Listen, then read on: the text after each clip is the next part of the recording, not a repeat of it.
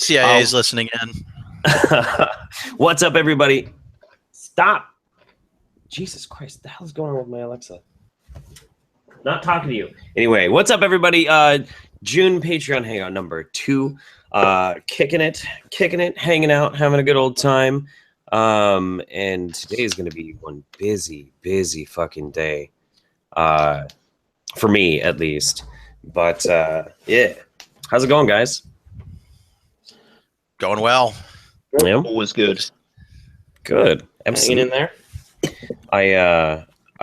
So I was telling you guys before we went live, I was watching the Red Letter Media Half in the Bag about The Mummy, and I already knew it was going to be bad, but now I want to see it even more because of how fucking bad they said it was.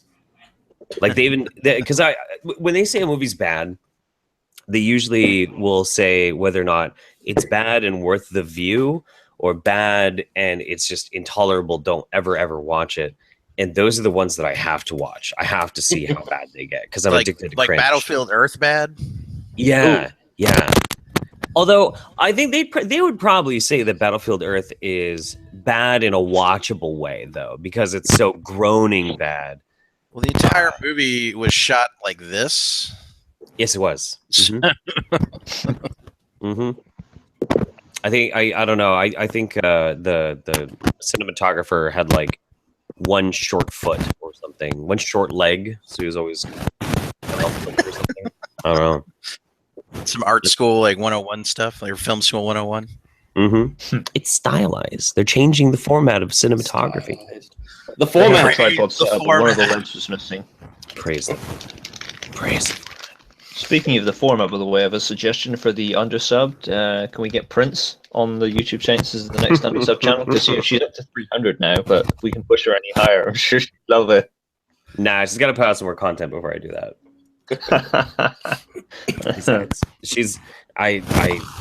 It's really funny to trigger Prince. It's really funny to trigger her. It's easy. Mm-hmm. It is. Just say she's adorable or tell people to sub to her channel and she just freaks out. Oh my god, so ridiculous. But yeah, no, it's gonna be an interesting day. We're supposed to have TJ as a guest tonight, so that's gonna be fun. That's gonna be really cool. Yeah, I'm excited. That's gonna be cool. That dude is a lot of fun to hang out with. I bet he is. He seems like the type. Like he's kind of his personality on his show is a little abrasive, but he seems like the type that's like super chill to hang out with. I mean, he's still a little abrasive in real life, but he's not. There's an affection behind it that doesn't really translate too terribly well onto the internet. And he's like one of those people who if you're hanging out with them in a friendly sense, and they're constantly like singing insults, but it's an insult that's the backhanded way of like showing affection for you. Like, yeah, I don't know, just digging on each other. And he just does that with everybody. He's a cool dude. I know plenty of people like that. So I hear what you're saying. Yeah, that's cool. I think I was more comfortable doing the show than they. Well, I mean, Paul was totally chill and comfortable. Scotty was totally chill and comfortable. But like, it just felt kind of like, so when I first got in and they met my Uber and they took me up to the studio. Me, TJ, and Ben went to Safeway to go get snacks, and I had to get a grapefruit for Paul. And they both seemed kind of nervous, but they'd already met me and hung out with me like at a bar.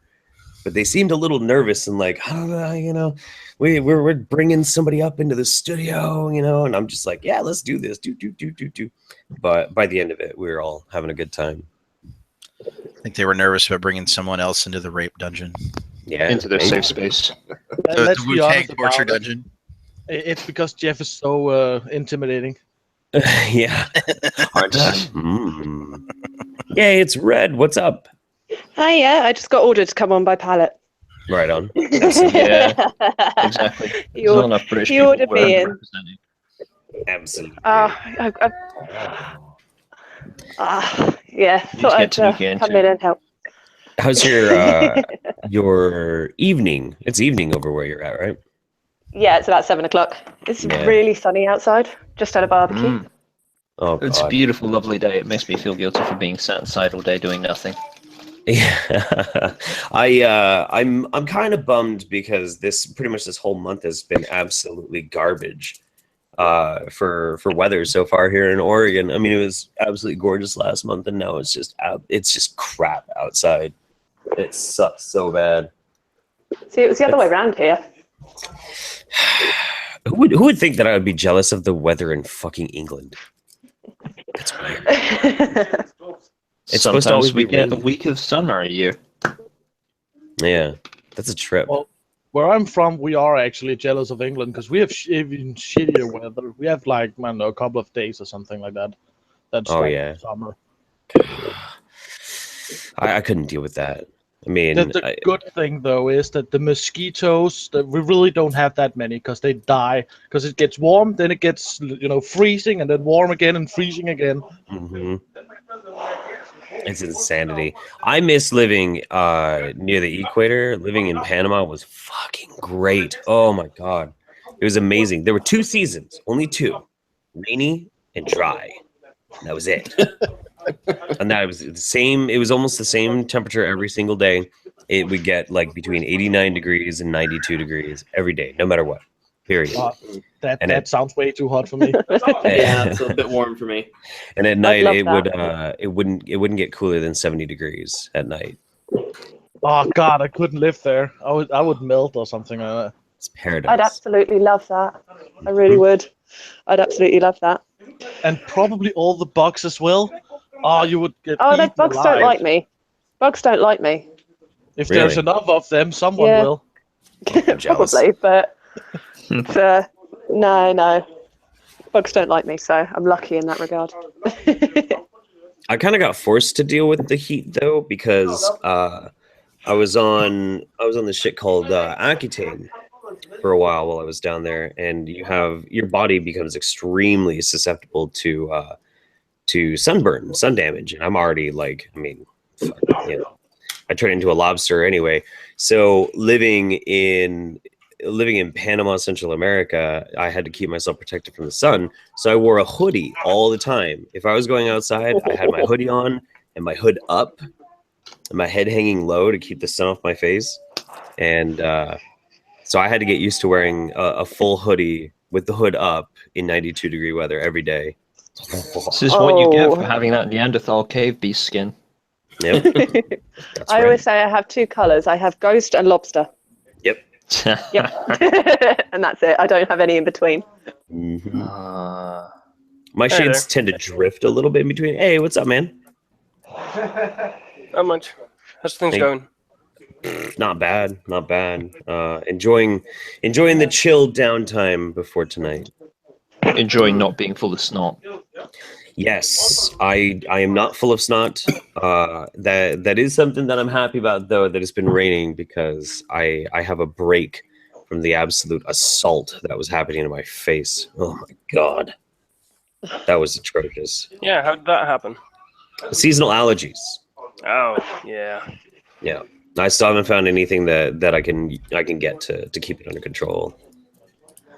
But yeah, it was bad. It was bad enough that I was getting dizzy because there was so much snot packed into my face. I could feel the pressure, and it was making me like, it was hard to walk. It was weird. Well, was that like hay fever or something like that? Yeah. Can't you just take like regular medicine or nasal spray or whatever it's called? You should be able to take like antihistamines, but I took some and they didn't do a damn thing. I think I got to try. I could find a homeopathic remedy for you. At least where I am from, you can actually go to the doctor and you can get like I think it's like an injection or something like that. It's really hardcore. Like it really fucks up your immune system though, but it should take care of your allergies. But yeah, it's like a steroid injection for allergies. Pot, dude.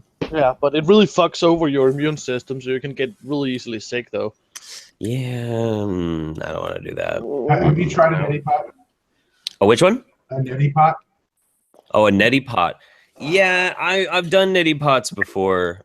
It's just a temporary solution because my face will just pack right back up full of snot again, and then I got to keep doing it. You can use neti pots here and there, and it's perfectly fine. There's nothing really wrong with it. But I know people who do neti pots like 4 or 5 times a day just to keep their nasal passages clear. And that's actually pretty fucking bad for you.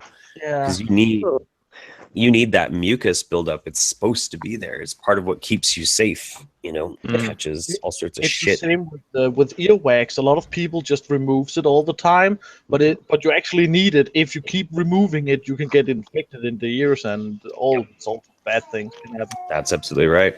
Not to If they mention, keep if you doing keep that, removing, you'll overproduce. Mm-hmm. and it actually damages your eardrum if you do that too often. Yeah, exactly. Like we people, Pressure. we need to be gross. We need to be leaky everywhere. That's how it's supposed to work. Now it's really clear what you really need. Salute. Yes, Yes. that's true. I need Patsy's loot. I need someone to play a lute over my sinuses. I'll get Tariq over here. He can help out with that.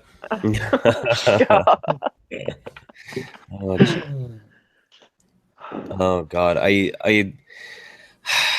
I know at some point I'm gonna have to do another one of those hidden color streams, probably soon-ish. Well, no, I think we're probably gonna wait until after VidCon to do it again. But it's gonna be I just, because I know what I'm getting into. When I watch pseudoscience stuff, I like to cringe. I love to cringe. I love to see something that's just gonna totally blow my mind or makes me just uncomfortable. But there's something about hidden colors, because I know we're gonna be at it for hours, and I know I'm gonna be drinking, and I don't know. I get nervous before I do them because I worry that I'm actually like taking time off my lifespan by trying to do it. You feel your IQ dropping as you watch it, and it's like, why am I putting myself through this? It's so bad. Maybe that's their Live at hidden VidCon. agenda. I am not going to have enough time at VidCon to be able to do hidden colors. I'm going to be doing way too much shit at VidCon. Oh yeah. Are you freaking out already? You guys are coming in choppy. What do I sound like? You sound fine. Sound fine. I said, are you freaking out yet? You and Mems. I'm freaking out about what? VidCon. No. I'm totally ready. I'm totally ready. A lot of the other YouTubers that I'm going to be hanging out with are really like, yeah, I'm like, yeah, let's go. I'm into it. Pallet, are you going to go to the UK Shitlord meetup in London next month? I've heard about it. Probably not. Why the hell would I want to go to London? I'm going to get hit by a van and stabbed several times, probably. Nah, it's called multiculturalism or something like that, and the truck of peace will greet you. Actually, I do. Did you guys hear about what happened in Idaho? Something happened in Idaho? Yeah, a couple of Muslim guys sexually assaulted a small child and other shit I don't want to say on the air, but yeah, it was really bad, and they pled guilty, and they didn't get any jail time. And they raped a little girl. It was horrible. I'm looking it up. Hang on. Jesus. I might have seen it on Facebook, but yeah, that hits home for me because I've always lived in Utah and Wyoming, so it's like my neighbors, Idaho. Shit's getting worse. Knowing that shit's. If that is true, then that is white privilege right there. It's unfortunate. It's been sad to see what's been happening with our election, though. That's just been an absolute mess. Oh my yeah. God! I don't know how many Americans have been following that, but it's just like a contestant. You guys thought you were bad with choosing between Trump and Clinton. We've got worse. I don't know how. I actually decided to look up where it was going. So I don't know much about your guys' politics, but yeah, I have some questions. I actually really want to get more versed into it because I do have a large viewership over in England, so I do need to learn more about the politics. Instead of having a left and right party, you have a left, right, middle, centrist. There's 5 or 6 parties going on over there. It's ridiculous. Well, there's 4 major ones. Only 5 or 6. Are you kidding me? Try There's 15. I think there's more than that. You've got the main parties, and then you've got a load of little ones as well. Mhm. There you go. There's, But I don't think that's a bad thing. Like necessarily. UKIP It's and just the two parties we've got, and they're both crap. UKIP is dead. So Yeah, the top one, Scottish Nationalist Party gained some seats, didn't they? Yeah. I think so. Yeah. So the top parties are Conservatives got 42% of the vote, Labour got 40%, Liberal Democrats got 7% of vote. This is by population. Then it went to Scottish National Party, UKIP, and then Greens. But it doesn't necessarily mean that they're getting seats. Yeah. The actual seats went to Conservatives, Labour, Scottish Nationals, Liberal Democrats, Democratic Unionist Party, who are now a coalition, and then some others, I think, lost seats, but there's still some. Yeah, I just watched Corbyn get shit on a couple of hours ago. But something he said, and then somebody came back with, "Who are you?" Yes. And started laughing. Yeah, that's Prime Minister's question time. That happens every week. What was the question anyway? What did you want to know about politics? Okay, so the election was for the MPs, but was it also for the Prime Minister? Yeah. Okay. General election rather than a council election. So council election is local councils that do stuff like funding. General election is that you elect all the MPs, and then from those MPs, the winner is Prime Minister, and then they assign a cabinet. Oh, okay, that's interesting. All right, So to take power, you have to have a majority. So you have to have, of the 650 seats, you have to have basically at least 50% of them. Mhm. If no You have to have 326 for it to be classed as the majority. Exactly. If no party does that and they can't get at least half the seats, they then have to form what's happened again here with a coalition government, which means two parties come together and share power, kind of. Yeah. Wow. Yeah, that's been the norm here for I don't know how long. I don't think there's ever been a majority in the last 100 years. So there's no Prime Minister right now. There is. Yeah. It's still Theresa May. Yeah, it's still Theresa May. Yeah. Until she actually stepped down or gets forced out. Okay, but there is no majority. Exactly. But it's the Conservatives and Labour, or Conservatives. No. It's the Conservatives and the Democratic Unionist Party, which is the loyalist party in Northern Ireland. So they only have 10 seats, but the Conservatives had 318, so they just needed a few more to take them over that border. Right. Okay. So they just paired up with a really tiny party that are also pro-Brexit, anti-immigration, all that kind of stuff. They basically have all the beliefs. So why? Party. What about the election was such a shit show? So Labour, well, it's freaking Corbyn. Where to start? It's just horrendous. So basically, what was predicted like a few months ago is that Conservatives would win in a landslide because Labour were so unelectable, so bad. But then the Conservatives brought out their manifesto, and they had things in it like, let's bring back the ivory trade. Let's bring back fox hunting. Are you fucking kidding me? Let's take Didn't They want to get rid of free lunches for children? Yeah. Let's get rid of free lunches in schools. So they just brought out this thing, and then the Conservatives knew they could. And the whole censoring the internet as well. Yeah, censoring the internet. And then to top it all off, then Theresa May refused to go on debates. She refused to go on public debates. So it was just completely undefensible. Literally did everything she could to lose the election. Yeah. Pretty much.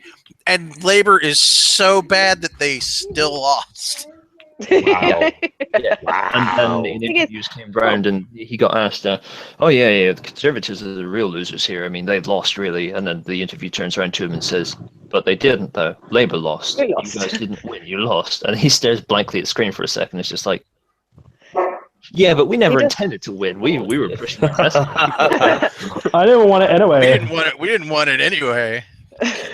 Yeah. That is the definition of what they teach in cognitive therapy as being reversed. It's the whole, I'm going to take my ball and go home.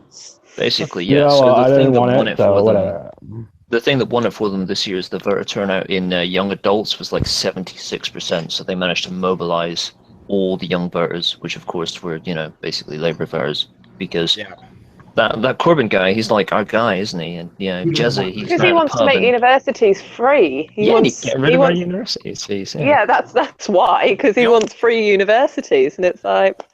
The only reason I'm as up on this sort of stuff as I am is Sargon has actually put together some really good videos on this election. Yeah, I'll have to watch It's I unfortunate. think he made a stream as well, like on the actual voting night with a couple of guys. Yeah, I think I popped up. I saw it on my feed, but I didn't go and look at it because there was just no point. You may as well just wait for the morning and find out.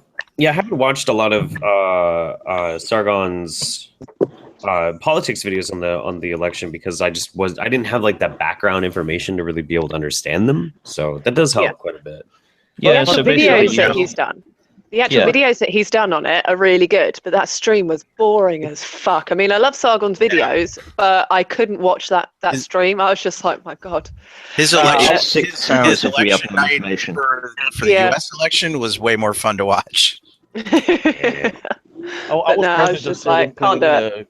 I played video games as well, so it was a lot easier because I just tuned out. But yeah, most of it is basically useless crap in that stream, to be honest. But it actually had some good snippets here and there. But I also liked the videos he did before that because he actually explained a lot of the UK politics, like why does he think and so on, and like what's bad with Labour or the Conservatives. And he took no prisoners with either party. Like he was tearing down Corbyn and Labour, and he was tearing down May and the Conservatives for just horrendous policy. Because there isn't a good candidate. Ours are somehow worse than your two candidates that just are completely terrible. Yeah, I really feel for you guys though, and especially the whole Brexit scenario that you have to do soon and all that. Yeah. What I noticed with like campaigning and stuff, Brexit was one thing that was hardly ever, if ever, mentioned. I was just thinking, hang on a minute, this is kind of the biggest thing that the UK is doing, like, ever at the moment. Why is nobody Everybody wants to kind of stealthily slide back? Yeah, and it's like, why is nobody kind of focusing on that when, you know, it's happening? So that was what really kind of confused me with all their campaigning. Yeah, basically. It's crazy stuff, man. Well, now I don't feel so bad for having such a shit show of an election over here, since you guys just. But you know, you guys got off easy though. You know, it may have gone. To be fair, it wasn't a bad result. It wasn't a bad result. Conservatives managed to just scrape it through with the coalition. So they know that what they've done is stupid, and there's going to be an internal review on this. It's going to mean we're going to keep Corbyn around because he's going to see this as a victory, and it'll shore up his position. But both of them, that one side's not strong enough, and the other side's just stupid. And now they have a really weak position because at any point the Democratic Unionist Party could start working against them. You know, at the very least, though, at least your guys' election isn't a year and a half long. Yeah, that's very true. Christ. That's very true. So yeah, I was so fucking sick of it by the time it was over, and it wasn't even over. There was like 3 more months of people bitching and moaning, and then there was an inauguration. And people are continuing to bitch and moan. I'm just sick of it. Yeah. I was about to say, I was sick of it like after a couple of days, and I'm not even from the US. So it's every single shut day. up. Like, it's not that important over here. Like, the rest of the world don't really care that much. But on the other hand, we had all the Brexit campaigning and all of that as well. So kind of we had that to deal with. It was every single day, like, and you couldn't escape it. It was on your TV, it was on your radio. If you went on YouTube, they bought ad space on YouTube. So if you lived in a certain part of the country, like, you were getting ads as well. Like, it was just 24 hours a day, just in your face, and you just get fucking sick of it. Yeah. Thankfully, it's not been too bad over here. I mean, you get the election broadcast, but we have a lot more legislation that before they start and after they finish, it's very clear what's being said. Yeah. It's so like everyone's just really pessimistic. It's like on the actual day of voting, they're not allowed to actually broadcast anything about what they think polls is going to do. So from 7 a.m. to 10 p.m., media's pretty much silent on it because they're not allowed to. We could have benefited from that. Yeah. We could have. I don't know. Hillary might have won if you did. If you actually had this, if you dropped this whole message of she's definitely going to win, she might have actually got some more voters. If you hadn't declared her the winner in July, it might have, you know. But even before that, when they were saying Bernie didn't have a chance, I mean. Yeah. And polling data was completely contradicting that, but whatever. Yeah, landslide victories with like 90% or something. That would have been insane. Nobody believes that. It's good because over here we did have that period in the morning where Labour was outstripping the Conservatives. They actually had more results coming back in positive, partly because the cities are largely liberal, so they come back faster than the rural areas, but also because they were also working off exit polls, and all the early results were before all the Conservative voters that traditionally are working actually finish work and go off to vote. Yeah, it's all the northeast ones they did first, wasn't it? Mm-hmm. Exactly. And you have a lot of trade union history there, which is largely Labour-based. Yeah. But it is a complete shit show, and it's going to stay so. I think this whole thing was... this whole thing seemed to be a mandate to shore her up to go through Brexit so that she could win a majority and then have the mandate of the people, but because of her complete idiocy, either purposeful or ignorant, she just screwed it up. So which parties, which of the major parties are pro-Brexit and anti-Brexit? They're split completely. Yeah. Yeah. Like the reason Theresa May also hung over election is because she was previously prime minister, but until this election, she hadn't won an election. She was in charge because David Cameron, the previous prime minister, stepped down because he was pro-Remain, effectively. He needed to go fuck another. He ran away after Brexit, didn't he? Yeah, basically. I'll see you through Brexit. Yeah, bye. Yeah, Theresa May Remain. That was basically it. It's like 2 days after the Leave result came in. It was just like, I will be stepping down as prime minister. And it's like, But to be honest, good luck, suckers. I do respect the guy for doing that. Like he said, like I can't do this like in good conscience, so I have to step down. But he left it to Theresa May, who was also campaigning to Remain. So that's could have done the same. The Brexit thing is also something that's really hard for me to wrap my head around too, because as coming from the perspective of an American, the idea of the European Union just doesn't make any sense to me at all. Like, Americans have a very strong national sense of themselves. Even the people who are like, fuck America, blah, blah, blah. Even they have like a very strong national sense of themselves, and the idea of giving up some of your ability to make independent decisions to like another entity outside of your own country just seems so weird to us. It's not just giving up some of it, it's giving up all of it. Let's be honest about it. I personally do not like the union at all, but it is only on certain points. Like there actually is like if your country has what is like the Constitution in the United States, they can't do anything to change that. They are not allowed to do it. But most European countries don't. That's the thing. We have a lot of like laws and so on. And a lot of the times we actually go to the EU and just say like, no, we're not going to follow that one. And then we have a bit like a debate with them, and then we go home and the EU is like, no, well, we can't do anything. Yeah. So if you don't have to follow the law, the only thing the union can do if you do not follow the law is pretty much yell at you and be like, well, then we're going to kick you out. And then you can say like, okay, who cares? But try me. It's the benefits of being in the European Union, which is all the good things like the free trade, open borders, and the police gets to share information. So if a person like runs from Norway to England, like before the Brexit and so on, the English police would get all the information they needed to make an arrest on that guy from Norway, like without any charge, without anything. Just here you go. But And to be fair, with the other countries. To be fair, like you say, the problem with Europe is that you have so many asterisks around everything. It's just a mess. Like, for example, you guys have free movement within Europe, but we didn't join the Schengen area, neither did Switzerland. So you can freely travel between European countries, except ones that you don't. And all European countries have to use the euro, except us, because we don't, because asterisks. Yeah, neither do we. Like in Denmark, we don't have the euro either. We don't care. Yeah, you're not part of the eurozone. Yeah, we had Several 3 countries votes over here. Literally, we had 3 votes. First, we had the first one, and everybody was like, no. Then the government was like, are you sure you know what you're voting about? And nearly every Danish person was like, yes, go the way, take your stupid coin and something. And then we don't want your funny money. Yeah, exactly. Go away. And then we're like, let's try again. And Denmark was like, no, get that thing away. And then they're like, but we don't think you know how good it is. And then they tried again, and they were like, fuck off. And they're like, okay, we'll try again in a couple of years. And like, no way.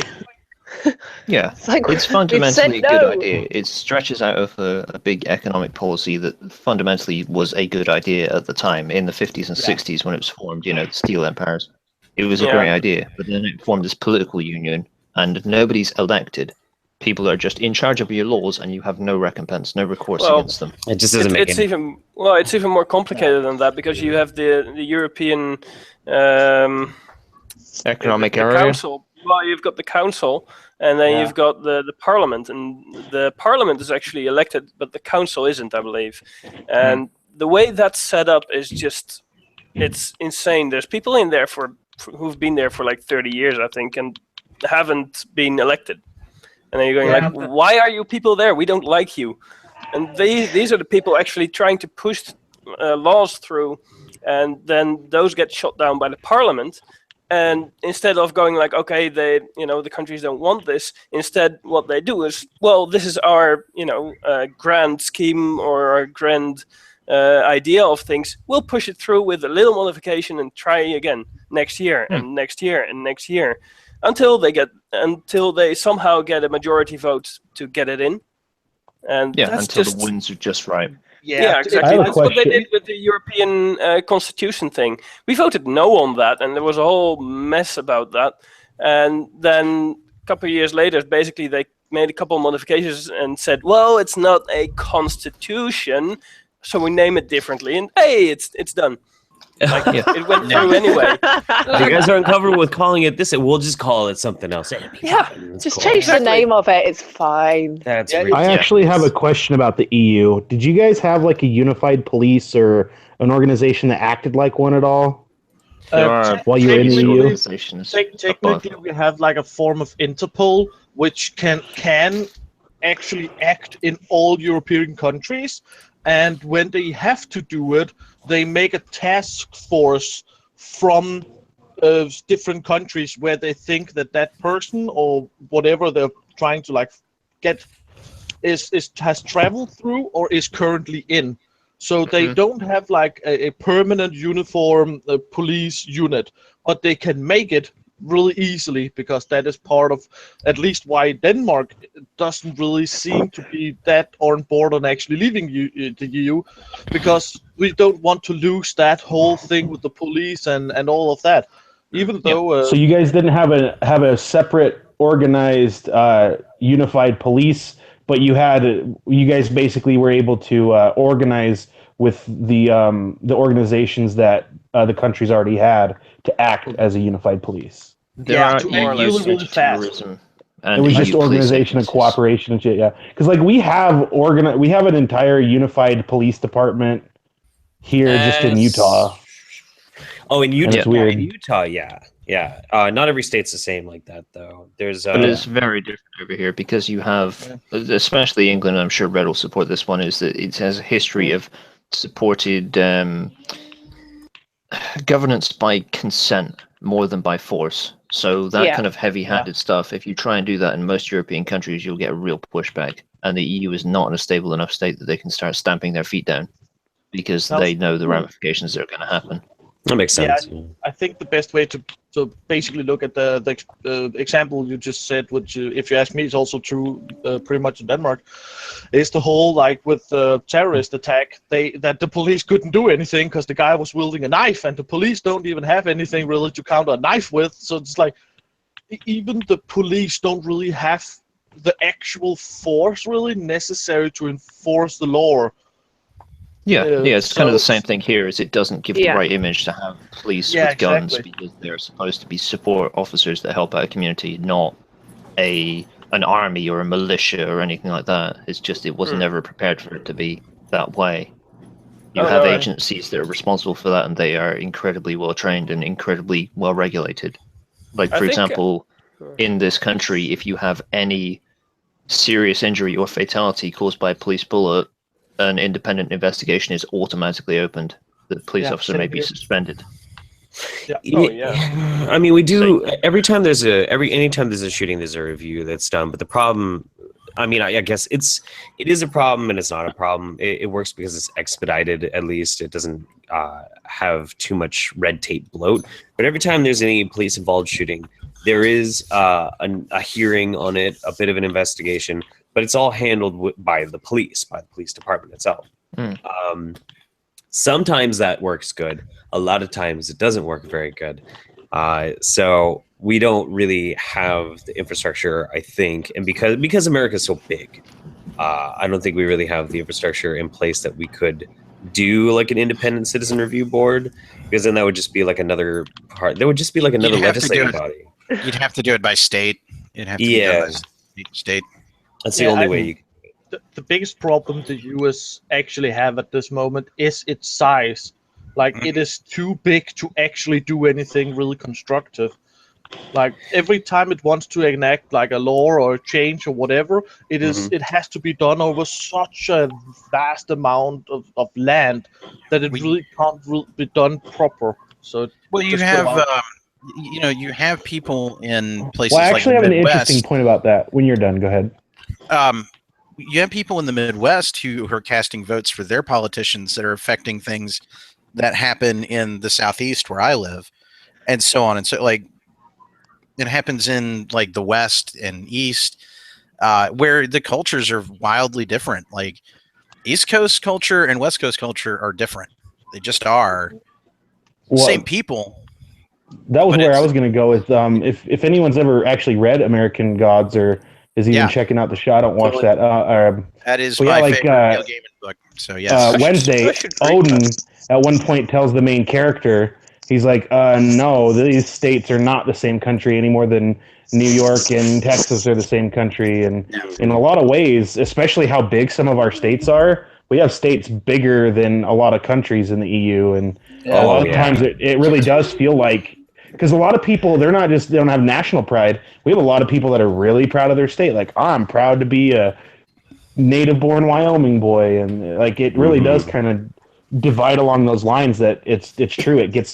We have such bullshit bogging us down between all the states trying to get stuff done that it really does feel like we're a collection of small countries sometimes. Right. And there's even like interstate competition and like there, I don't know. We like here in Oregon, we complain about California drivers and Washington drivers. In Washington, they complain about Oregon drivers, that sort of thing. The laws are wildly different in between the borders. Like, I can't put my own gas in my state. I've never understood that. I've never understood that law. It makes no sense. Driving through Alabama keeps people employed at the end of the day. Well, everybody knows that Utah drivers are the worst, so... like, seriously, I don't know. You need to go. Why? People from Atlanta. But you guys not think that we have that in the UK? I mean, we have like England, Wales, Scotland, Northern Ireland. Yeah, but it's. I mean, how long would it take to drive from the northern tip of England to the southern tip? Just England? Question. You wouldn't go from the far northern tip because there's nobody there. You'd go from like Glasgow, which is kind of south of Scotland, which is your last bastion of civilization, effectively, and you'd go down to maybe Portsmouth or somewhere on the south coast. So you'd never go truly north to south. Okay, well, how long would it take you to drive that? I was going to say, this question actually came up in a stream that Dankula did a couple of weeks ago, from the very southernmost tip of England, I can't remember what it's called, up to, is it Inverness is the islands?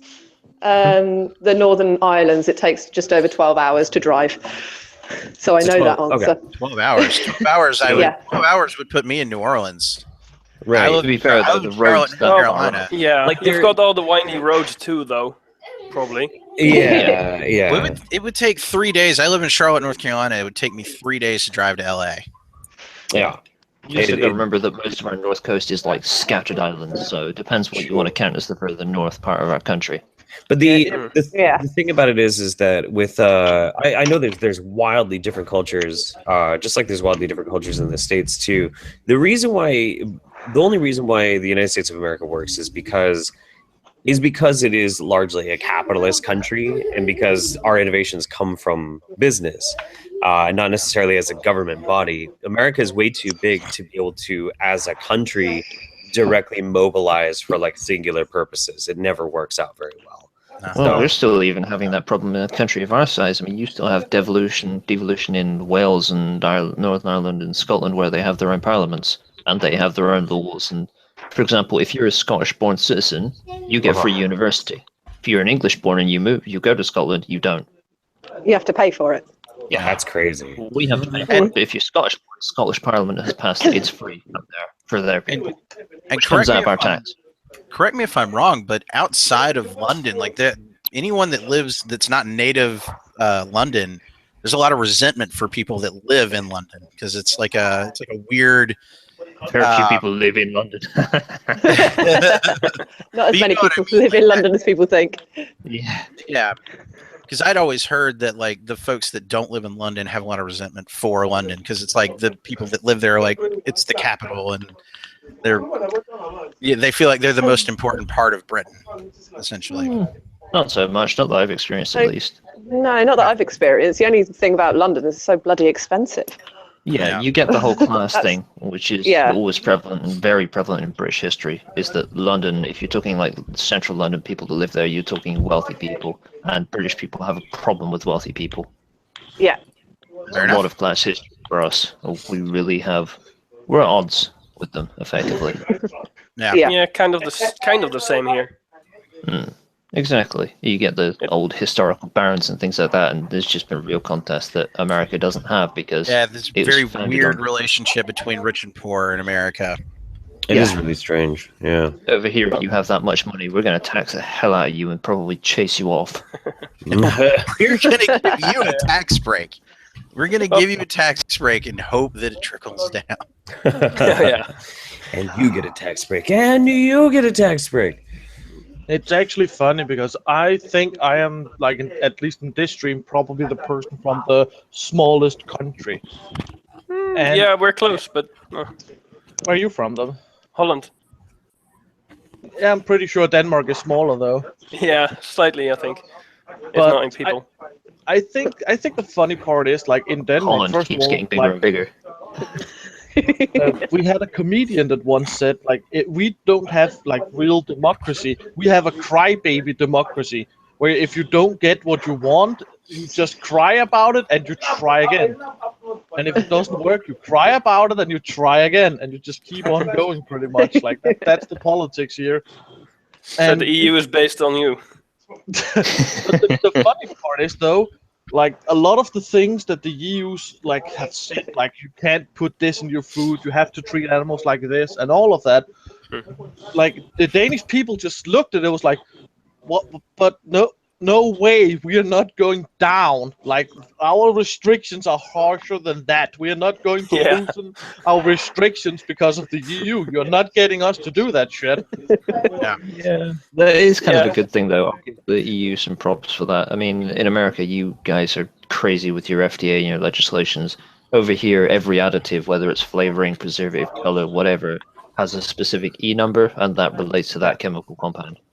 Yeah, so a lot of everything's I was talking with a guy after, like, the first stream last month, and we were talking like for hours after the stream. And as I told him, it's like a Twinkie. A Twinkie from the United States cannot be sold in Denmark because of all the preservative and all of that shit there's in it. It is not allowed to be sold in Danish shops. You can buy an equivalent like that is in theory the same, but it is not a Twinkie because it, like, there isn't the same in it. May I ask a question? I'd heard, and I might be wrong, but is high fructose corn syrup banned in the EU? I don't think it's banned. I can buy American import sodas, but it's effectively not used in, like, the way that you have it in the US. Like, all the soft drinks, like anything from Coca-Cola to Dr. Pepper, whatever, is all still regular old sugar. Cane sugar. Just released not just, it was like a year ago, but they were like, classic Pepsi made with real sugar. Like, that was a selling point. Like, hey, we didn't put poison in it this time. Go ahead. But the thing is, though, like, the the high fructose syrup that you said. Sorry, can't pronounce the first word. No problem. But it is technically, depending on how you see it, not used for like human consumption things, because the amount you need to put in things before it gets like to the sweetness level that you actually need it to be is not allowed. Like you can't put that much fruit syrup or whatever in like a drink or in a product, but you can use it. But the amount that the US uses is not legal here. The same with like even what's that cinnamon? Isn't that the name of it? Cinnamon. Yeah. It can't be used in like the amount that you're supposed to use it in for a lot of like baking stuff anymore as well in the EU, because it is actually not good for you in that large amount of like quantities if you ingest it too much and so on. I didn't know that about cinnamon specifically. Yeah, but the other fun part is like all the videos you see on YouTube with the whole boiling your soda down and getting like that slush, that sour-looking thing. Yeah. If you do it with the like a cola or whatever from a lot of European not languages countries, you will not get that slush because we have like actual sugar in it. Yeah. Well, what I don't get is how they managed to convince everyone to actually drink the stuff with high fructose corn syrup in it, because I'm sorry, but it's disgusting. I tried the import stuff and it's like, what is this? I don't drink this. I threw the thing away because it's just so horrible. Yeah. Well, part of it is they phased it in so slowly, people didn't notice. Well, the thing is, it is still just sugar. I mean, it's still just a sugar. It metabolizes pretty much exactly the same way. Yeah, but it's just another word for it.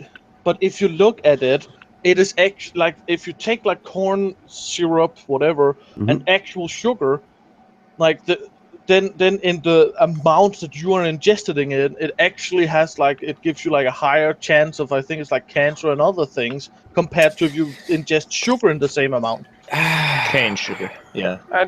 I know that like the chemical compound is not that different if you look at the chemical structure of it. It's really so. I don't know. Like I would. That's one of those things where I would like to believe that it's that evil, but it's the reason they used for like not using it over here. Basically, it is because it is actually bad for you. At least that what was they said. Well, what I figure is that. One of the reasons that it got so heavily marketed in the US was one of the massive subsidies that were on it since like the 70s, I think, and I don't know if like the power of the corporations behind like the sugar producers is like if that is the same, and whether or not they've been lobbying right in the EU for that. I don't know the politics behind that. The main so the thing is, one of the reasons why high fructose corn syrup is because it is used so prevalent in America is largely because we have a massive government subsidy for corn. It's all about the corn. It's all about the corn because corn is a huge crop in America. And high fructose corn syrup is glucose and fructose, both of which are metabolized pretty easily by the body. But the thing is that it's still because it's sweeter and it's cheaper. But the problem is we put it in fucking everything. I mean everything. Like here's actually an interesting thing. If you go to McDonald's, right? McDonald's is supposed to be like crap food and whatnot. If you go to McDonald's and you eat everything but the bun, and don't drink any of the sodas, it's actually not that fucking bad for you. But you don't want to eat the bun because the bun is sugared. Yeah, there's fucking high fructose corn syrup in the goddamn bun, and there's no like, and they do that because that's what makes it like, oh, this is sweet and savory and delicious. It tastes amazing because of the addition of the sweetness inside of the bread, and it's just everywhere in America, and that's probably one of the reasons why we have the obesity epidemic is because it's in everything. I try and stay away from it, but I milk. I can't. Yeah, it's in fucking milk. It's in the milk. What, really? Turn in the frogs. Yeah, I used to do a ketogenic diet, and so I was reading labels of like everything that I would consume, and I picked up milk, and I was like, "What the fuck is all this sugar doing in milk? What the hell?" But the thing, it was a shitload of it. The thing is, too, though, like shocking. But the food is also so fucking good too. It's so fucking good. And there's something to be said about like Americans have learned how to make the most like horrible garbage ever just taste amazing. Yeah, and it's really you also managed to make the most simple dishes taste nasty. Look, and guys like our age grew up. All you need. Yes, guys like our age grew up in one of the last generations that was kind of oblivious. Like they threw like regular health stuff, like here's your food pyramid in school. Don't eat too much sugar and stuff. Not that anyone listened to it, but yeah. Other than that, we didn't get a lot of, like most people in the world, we didn't get a lot of information what was going on industrial. We didn't know that they were developing this cheap sugar substance, and then like by the time we were old and fucking chubby like me, that's when it really starts to come out on the internet and the television. Like, hey, oh, by the way, society fucked up 20 years ago, and we're all gonna get sick. So we need to. And now the rest of us are like, Jesus Christ! It's like all I can find. It's fructose corn syrup. What the fuck? Well, and it's the thing horrible. is, too, everybody, human beings are wildly different in just like how our metabolisms. Our different genetics, like we're always going to have a broad range of different types of bodies. The thing, America's not really any different than any other country, except that we're just inundated with fucking sugar in everything that we eat. So it kind of it exacerbates what would in another country that might not have as much sugar is injected into fucking everything. It just kind of exacerbates everything further. And so I'm not sure I'd agree with you on that one. America has a larger, because of the size of your country and the lack of reliance on local crops, you guys process, can, and fill stuff with preservatives a lot more than we do. Yeah, that's very There's true. a lot more focus here on stuff that's produced in our country, which for you would be stuff that's produced in your local county, which I didn't see Part of it is when I the went cost, to America. Since corn is so subsidized, it makes preserved foods cheaper than natural locally grown stuff. Yep. Well, and if you've ever been to like your local farmer's market, it's incredibly expensive. Like they have a very high opinion of insanely so. It's awful. But we also have a really weird thing too, where when you start talking about food and agriculture, the popular internet discussions and tropes will go the route of like, well, it's all like government controlled or corporate controlled, and that's not necessarily really true. By and large, American agriculture is still family owned. It's just massive. There's just so much of it. But our infrastructure is built up as such that we can take those products and we can mobilize them all over the goddamn place and really quickly. But that also means preservatives. It means like finding cheaper ways to make the food, cheaper ways to like package it and transport it. So it's kind of born out of a necessity, unfortunately. Yeah. There's no grand conspiracy. Because we really wanted to push hard to get more food out there, because like that I think is the double-edged sword of the modern age. Because it seems like everything I look at, I feel like I see two sides to it. Like I look at my business doing screen printing, and it's like this is an amazing thing, but I see all this waste that occurs. And then we have the ability to mass produce food and feed tons of people relatively cheaply, but then we find out years down the road, like, oh hey, this might actually be causing some health issues. But then there's other people that are just kind of like, I don't know if I care enough about the health issues. My kids are hungry now. Yeah, so it's like it's hard to win, man. I saw a documentary. Yeah, that thing. Like I think it was like 2 years ago or something like that, with someone in America that actually like took what he found in like McDonald's and other fast food restaurants, and he asked like a doctor, could you get addicted to this? Because he had heard claims about people saying they were addicted to cheeseburgers and all this shit. And then he took it, he ran it through a lab, he came back with it and said, yes, this is basically crack cocaine for your brain. Which one is this? I can't remember the name of it, but it came out just can't remember it though now. I don't know whether or not it's the same documentary, but I saw one where they actually did stimulus with sugar, and it actually highlights the same parts of the brain as cocaine. Yeah. Man. And if you regulate the sugar and the salt amount, I think it was, and some other things as well, like, and put it to the perfect level, your brain gets addicted, and so does the body to whatever you're eating. And that is basically a McDonald's cheeseburger. Basically, what does a McDonald's withdrawal look like, though? I think a lot of it has to do with we're addicted to instant gratification. Yes. Yes, we are. That's what we are. I mean, that's psychological addiction, though, because you can be addicted to anything. In 5 minutes.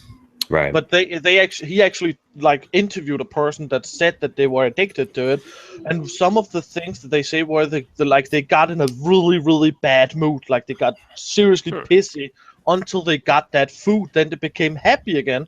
And actually, if they didn't hangry. I love that, hangry.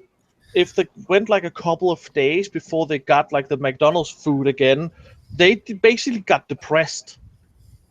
I won't lie, like I don't actually eat McDonald's as a rule, but every once in a while, I think about it and I'm like, man, for some reason I really want a McDonald's burger now. And I'm wondering if it's like because I ate it so much as a kid that I still have that little bit of maybe just mental what's the word I'm looking for? Well, it's kind of funny about that though. As a kid, it's like the ultimate success. You got your parents to get you McDonald's. As an adult, McDonald's, it's the ultimate defeat. I am too lazy to cook my own damn food. And you got especially like the Happy Meals. Fries.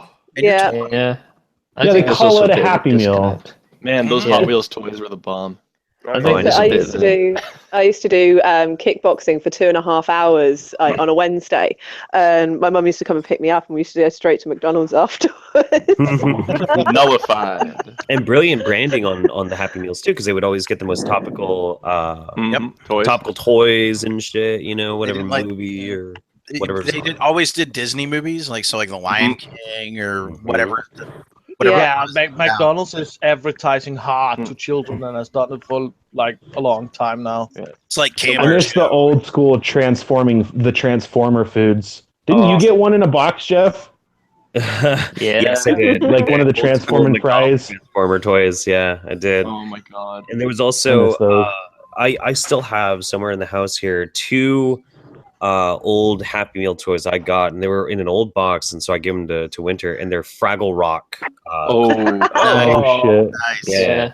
Like, did you re-upload that mailbag with the glitter bomb? No shit. I haven't re-uploaded that yet. Yeah, I keep listening. I don't think you really have to at this point. Yeah, well, I mean, I probably still should. There was a couple of people who didn't get a chance to watch it, and they actually sent me stuff that I opened on that one. I need to. I'll bucket. So the reason why I privated it and I'm gonna re-upload it fixed is you don't see anything. You don't see anything, but at one point in there, just barely on camera, Winter decided that he needed a new diaper, and he just whipped him down. Now his shirt was hanging low, so you don't see anything. You know, there's no like exposure. You get a strike for that. Yeah, I'm not even worried about that. I'm not even worried about that. I'm just worried about creeps. I'm worried about internet creeps. You just don't want your kid like that on the internet anywhere. Yeah. That's a fair thing. Yeah. So I'm gonna just like have a 2 seconds of black over it instead, and then I'll re-upload it. I just haven't gotten around to it yet. I've still got to order that thing from Emma's, but right now my backlog is shit like that, which is a couple of 100 pieces. And it's got to be done next for something else. Then I've got something for her in mind, so might be next mailbag. Super cool. I've still got to go to the post office and ship off what I'm sending to you guys. I'm just lazy and I haven't been well, so I just haven't got around to it. There was 2 people. Let me pull this up really quick. I may keep sending more and more stuff until he sends me a hat back. Speaking of, I haven't got my hat yet. You haven't got your hat? No, I haven't got my hat yet. Oh, what? Still waiting for me. The address that I gave you, I don't live there anymore. Somebody's got a shitlord hat. Somebody's real confused. Well, it's actually kind of a shitty story. No, actually, no, it's not a shitty. Sort of.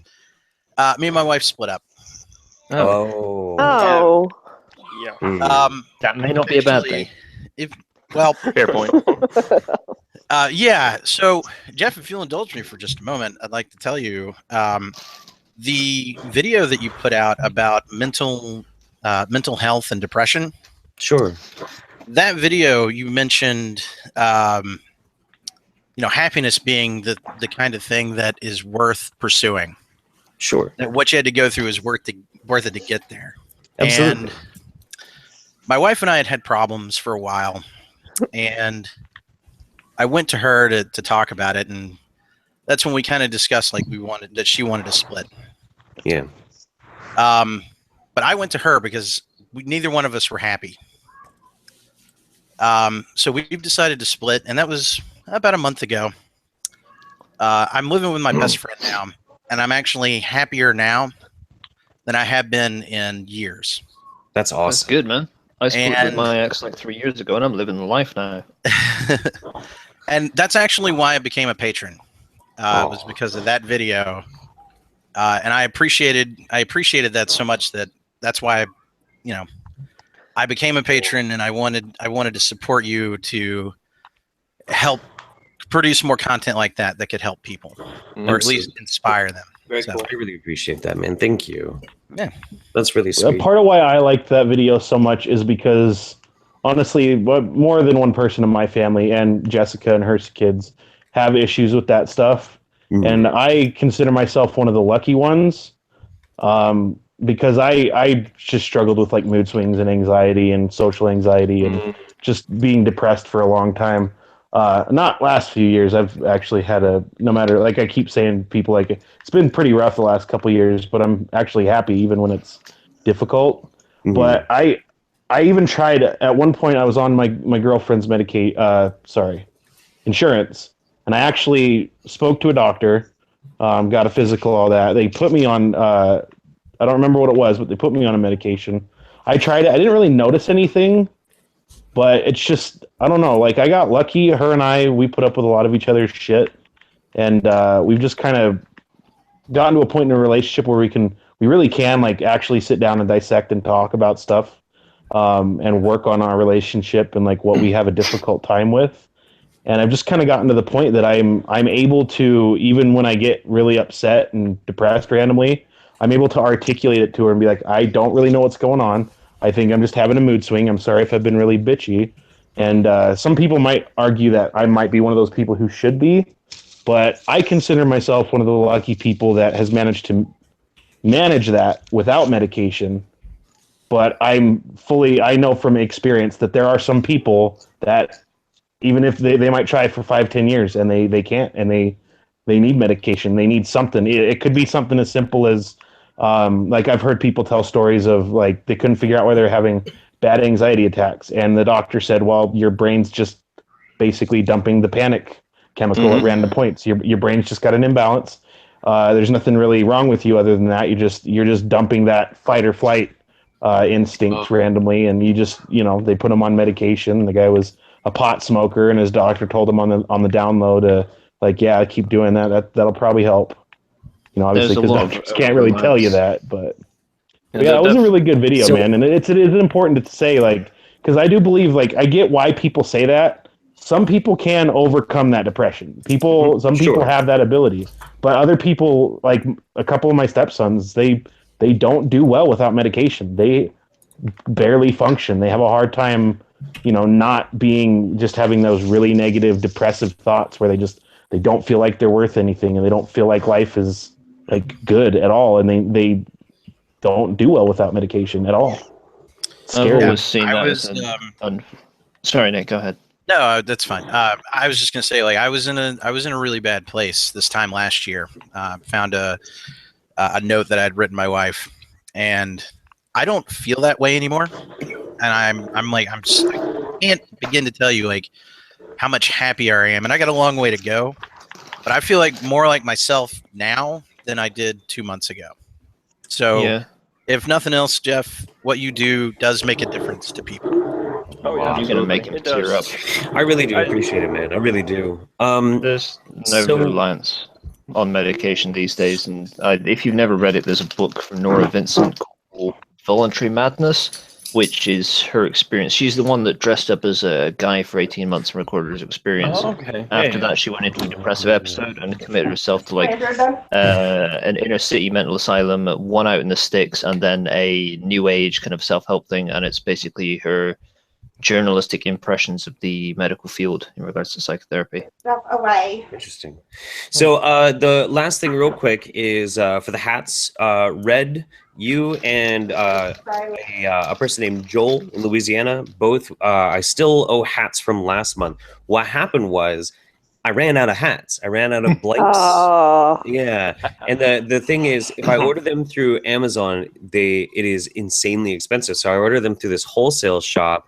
I ordered them like as soon as I realized on the 1st of this month, and they'll be delivered on Tuesday. And so on Tuesday, I'm gonna open like 12 hats, and I'm gonna open them up, and I'm immediately gonna make 2 of them, and then rush to the post office and put them in and mail them off. So, yay! Yeah, sorry. I'm just thinking if I go to the Shitlord meetup in London, I can wear my Shitlord t-shirt and my hat. Yes, double shit, Yeah. double barrel. Yes. So what we're And gonna depending on the weather, I might take my hoodie just so I've got it there. Oh yeah, shit! Hell yeah. Yeah. So I'm what I just think like, we're gonna do now is we're gonna go ahead and kill the stream here. We're killing it a little bit early because I did kind of double book a little bit today. Actually, it's Shame. It's Dave Cullen's fault. It's Dave Cullen's fault. He told me 3 weeks ago that today was the day we were going to do a VidCon stream to do some planning. And I was like, that's fine. You know, just let me know a few days ahead of time what time we're doing it, because that's a Sunday. And then like last night, an hour after I sent a video to you guys saying we were doing this, he was like, oh, at 11 a.m. I'm like, no, I'm hanging out with my patrons at 11. Then I'll go hang out with you. So I'm going to go do that. But since we didn't get a chance to do our full hour and a half, probably around 5:30 my time, I'll do another hangout on this channel while I'm getting ready for Saints and just kind of shoot the shit with people. So just watch your Patreon inboxes. Don't show my book. Don't show my book. No. What? What? Oh, Jeff? Yeah, I wrote a book. You, fill her in. We're gonna go offline now, guys. We'll see you later today. Bye. Bye.